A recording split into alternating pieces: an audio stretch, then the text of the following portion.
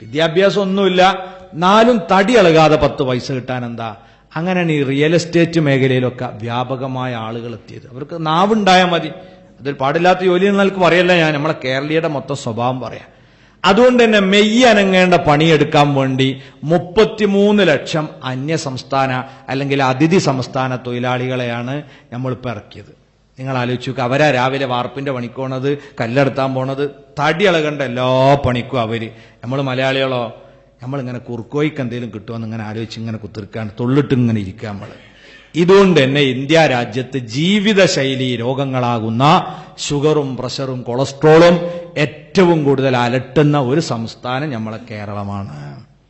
തടി ഇളകണില്ല, വ്യായാമമില്ല എന്നുള്ളതാണ്. അപ്പൊ വ്യായാമം ഉണ്ടെങ്കിൽ നമുക്ക് ആരോഗ്യം ഉണ്ടാവും. വ്യായാമത്തിന് നമ്മൾ എന്താ ചെയ്യേണ്ടത്? ഈ സുബഹിന്റെ നേരത്തെ എഴുന്നേറ്റ് ഇങ്ങനെ റോഡുമൂടെ നടക്കല, അത് അതിന്റെ ശരിയായ രീതി. അത് സായിപ്പന്മാരൊക്കെ വേറെ ഒന്നുമില്ലാത്തോല്, ഒരു പണിയില്ലാത്തോല് ചെയ്യുന്ന ഒരു ഏർപ്പാടാണ്. നമ്മൾ അത് കണ്ടിട്ട് ഇങ്ങനെ പെണ്ണുങ്ങളെയും കൂട്ടി ഇങ്ങനെ ഇറങ്ങണ്ട. പെണ്ണുങ്ങളൊക്കെ ഇങ്ങനെ കറുത്ത പറത്തിയിട്ട് രാവിലെ റോട്ടുമ്മൽ ഇറങ്ങിയ വണ്ടി എട്ടണ വിവരം അറിയില്ല. കാരണം ഈ രാവിലെ ഡ്രൈവർമാരൊക്കെ കരുതെന്താ ആരും ഉണ്ടാവില്ല അല്ലേ, അങ്ങനെ വിചാരിച്ച് കുറച്ച് സ്പീഡ് കൂട്ടും. പിന്നെ ഈ കറുത്ത പർദ്ദ മാത്രം ഇട്ടാൽ പെട്ടെന്ന് ഇത് കാണൂല. എന്തെങ്കിലും ഒരു വെള്ളം മേൽവൂടെ ഇടുന്നതല്ലാണ്, അല്ലെങ്കിൽ പെട്ടെന്ന് തിരിച്ചറിയില്ല. ഇങ്ങനെ വാർത്തകൾ ഇപ്പം നമ്മൾ കേൾക്കുന്നുണ്ട്, സവാരിക്കിറങ്ങിയ ആൾ വണ്ടി എട്ടി വെച്ച്. അള്ളാഹു തആല നമ്മളെ കാത്തു രക്ഷിക്കട്ടെ. പക്ഷെ അതല്ല ശരിയായ വ്യായാമം. ശരിയായ വ്യായാമം എന്ന് പറഞ്ഞപ്പോൾ നമ്മൾ നിസ്കാരം തന്നെ നമ്മൾ മര്യാദ നിസ്കരിക്കുകയാണെങ്കിൽ വേറൊരു വ്യായാമത്തിന് പോകേണ്ട ആവശ്യമില്ല. നിസ്കാരത്തോളം നല്ലൊരു വ്യായാമം വേറെ ഇല്ല എന്നാ ഒരു പാശ്ചാത്യ പണ്ഡിതൻ ഒരു മുസ്ലിം നിസ്കരിക്കണമെന്ന് നിരീക്ഷിച്ചു. 4 റക്അത്ത് നിസ്കാരം കഴിഞ്ഞ് അത്തഹിയാത്തിൽ ഇരുന്നപ്പോഴേക്ക് അയാൾ വിധി പറഞ്ഞുപോയി. പിന്നെ പ്രധാനപ്പെട്ട 2 നരമ്പൊഴിച്ച് ബാക്കി എല്ലാ നരമ്പും കെണിപ്പുകളും ഇളകിയിട്ടുണ്ട് എന്നാണ്.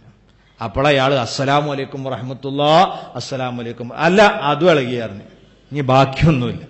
ഇതാണ് നിസ്കാരം. അള്ളാന്റെ റസൂൽ പറഞ്ഞ നിസ്കാരം ആരോഗ്യത്തിനുള്ള എന്ന് പറഞ്ഞ ഹദീസ് ഉണ്ട്. നോമ്പിന്റെ മാതിരി തന്നെ 5 കാര്യങ്ങൾ തഹജ്ജുദ് നിസ്കാരത്തിന്റെ മഹത്വം പറഞ്ഞ കൂട്ടത്തിൽ അവിടുന്ന് പറഞ്ഞു.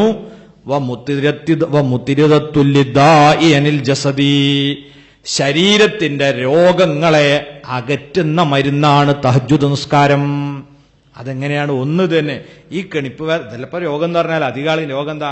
നടുപ്പുറ വേദന, മുട്ടുവേദന. ഇത് പറയാത്ത ആൾക്കാരുമില്ല. മുട്ടുവേദനക്ക് ഇവിടെ കുറെ കാണിച്ചു നോക്കി, പിന്നെ അവിടെ കുറെ കാണിച്ചു നോക്കി, ഇപ്പം മറ്റേ മുക്കിടിയാ കഴിക്കണ്, ഇപ്പൊ ഈ മരുന്നാ കുടിക്കണ്, ഇങ്ങനെ പറയുന്ന ആൾക്കാർ. ഇതെന്തുകൊണ്ടാന്ന് നിങ്ങൾ ഓരോ അവയവം അല്ലാഹ് തന്നാൽ അതിന്റെ പാകത്തിന് അത് ഉപയോഗിക്കണ്ടേ? ഉപയോഗിക്കാത്തത് കൊണ്ടാണ്. ഇപ്പം മിക്ക ആളുകളും മുട്ട് വളക്കണില്ല. നമ്മളിപ്പോ ഈ പള്ളി കൂത്തിരിക്കണമല്ല, നമ്മളെ പെണ്ണുങ്ങളൊന്നും ഇപ്പൊ അങ്ങനെ ഇരിക്കണില്ലല്ലോ വല്ലാതെ. പണ്ടൊക്കെ 10 രൂപ വരുത്താൻ 10 രൂപയല്ലേ ഉണ്ടാകുക. അത് തന്നെ മതി, നല്ലൊരു എക്സസൈസ്. മുട്ടുംകാലും ഊരിയൊക്കെ നന്നായി വളയും. പിന്നെ അടുപ്പ് ഇരുന്നിട്ടായിരുന്നു, അമ്മി നിലത്തായിരുന്നു. അന്നൊക്കെ നല്ല വ്യായാമമാണ്. ഇന്നിപ്പോ അമ്മിയില്ല, ഒരലില്ല, ഒലക്കല്ല, ഒക്കെ കുത്തനങ്ങനെ ഒലക്ക മുണിങ്ങി നിൽക്കുകയാണ്. പെണ്ണുങ്ങളൊക്കെ അടുപ്പുണ്ടല്ലോ ഇങ്ങനെ ഓല ആ നൃത്തത്തിൽ ആനങ്ങണ്ട, ചൂല് പോലും ഓല വലുപ്പത്തില ഇങ്ങനെ. പണ്ടൊക്കെ കുറ്റിച്ചൂലായി മുറ്റടിച്ചാരിയാലും ഒരു ഊര വളയലുണ്ടായിന്, അതുപോലും ഇപ്പോഴത്തെ കാലത്തില്ല. പെണ്ണുങ്ങൾക്ക് എന്തുകൊണ്ടാ ഊരവേദന? പിന്നെ ആകണ്ടായിന് നമുക്ക് കക്കൂസ് പോകുമ്പോഴാണ് ഒന്ന് മുട്ടുംകാല് ശരിക്കും വളയ. അതിപ്പോ യൂറോപ്പ് കയറി ഇങ്ങനെ കുത്തിരിക്കാണ്, ആടി മുട്ടുംകാല് വളയില്ല. അപ്പൊ വ്യായാമം ആവശ്യം വരുന്നത് ഇതൊക്കെ ഒന്നും ഉപയോഗപ്പെടുത്താതിരിക്കുമ്പോഴാണ്. അത് ഉപയോഗപ്പെടുത്താനുള്ള ഏറ്റവും നല്ല മരുന്ന് നിസ്കാരം. നിസ്കാരത്തിൽ ഏത് അവയവം ഇളകാത്തത്? എല്ലാം ഇളകും.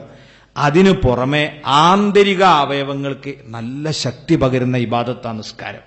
നമ്മളെ തലച്ചോറ് ഞാൻ പറഞ്ഞല്ലോ, അതാണ് ശരീരത്തെ നിയന്ത്രിക്കുന്നത്. നമുക്ക് അല്ലാഹു തആല 5 കഴിവ് എന്നിട്ട് പഞ്ചേന്ദ്രിയങ്ങൾ നമ്മൾ പറയും.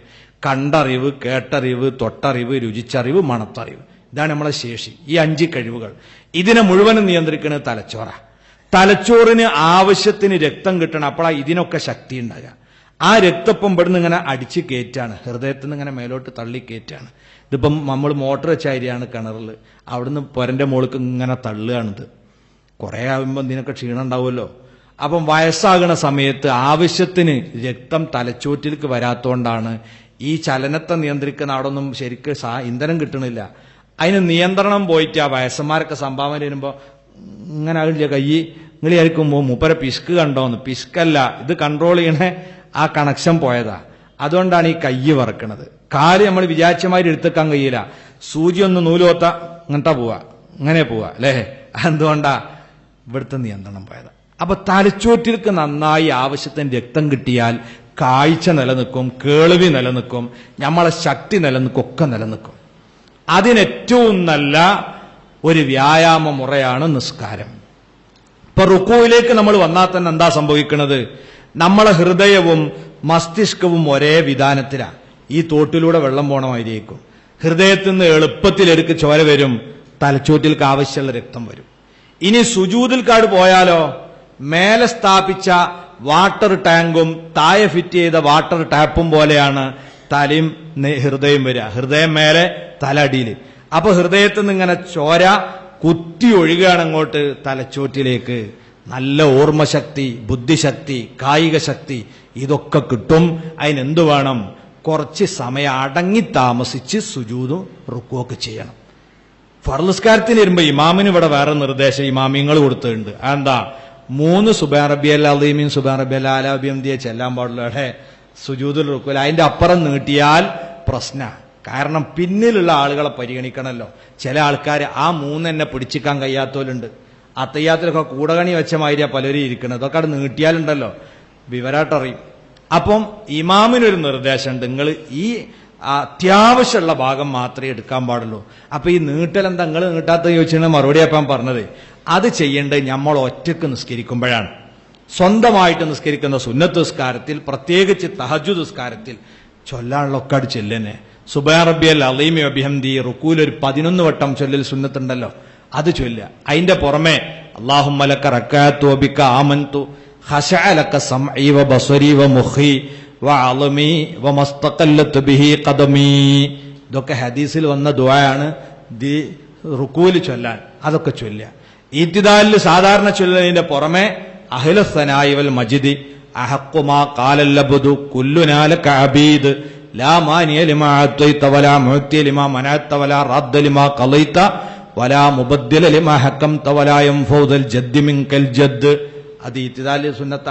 സുജൂദില് എല്ലാ ദുആയും നടത്താം. അറബിയിലാകണമെന്നേ ഉള്ളൂ. അള്ളാഹുവായിട്ട് നമ്മൾ ഏറ്റവും അടുക്കണ സമയം അവിടെയാണ്. അവിടുന്ന് അങ്ങോട്ട് പറയാൻ നമ്മളെ സങ്കടങ്ങളൊക്കെ. അത് എത്ര വർദ്ധിപ്പിക്കുന്നോ അത്രയും നല്ലതാ. അപ്പൊ തഹജ്ജുദ് നിസ്കാരമൊക്കെ ഒന്ന് നീട്ടിയായിട്ട് നിർവഹിച്ചാൽ നമ്മളെ ആരോഗ്യത്തിന് പിന്നെ നിങ്ങൾ മണ്ടാൻ പോണ്ട, നടക്കാൻ പോണ്ട, ഈ നിസ്കാരം തന്നെ മതി. പക്ഷെ ഇപ്പൊ നമ്മൾ ചെയ്യണം എങ്ങനെ? നബിതങ്ങൾ പറഞ്ഞു, കോയൊത്തണായിരിക്കും നിസ്കരിക്കരുത് കേട്ടോന്ന്. കോയൊത്തണ മാതിരി ഇങ്ങനല്ലേ, കോയൊത്തിന് ഇങ്ങനെ കളിച്ചു എന്ന കാര്യം. നമ്മളിങ്ങനെ ഒരു സുജൂദിൽക്കാട് പോകുമ്പോൾ ഹാർട്ടിൽ നിന്ന് രക്തം കെട്ട് ഇറങ്ങാൻ വേണ്ടി ഇങ്ങോട്ട് ഓങ്ങണേളും. അപ്പോഴേക്ക് നമ്മൾ നീച്ച്. അതുകൊണ്ട് ഇതിന്റെ ഫലം കിട്ടാതെ പോവാണ്. അപ്പൊ ഏറ്റവും നല്ല വ്യായാമം ഈ നിസ്കാരമാണ്.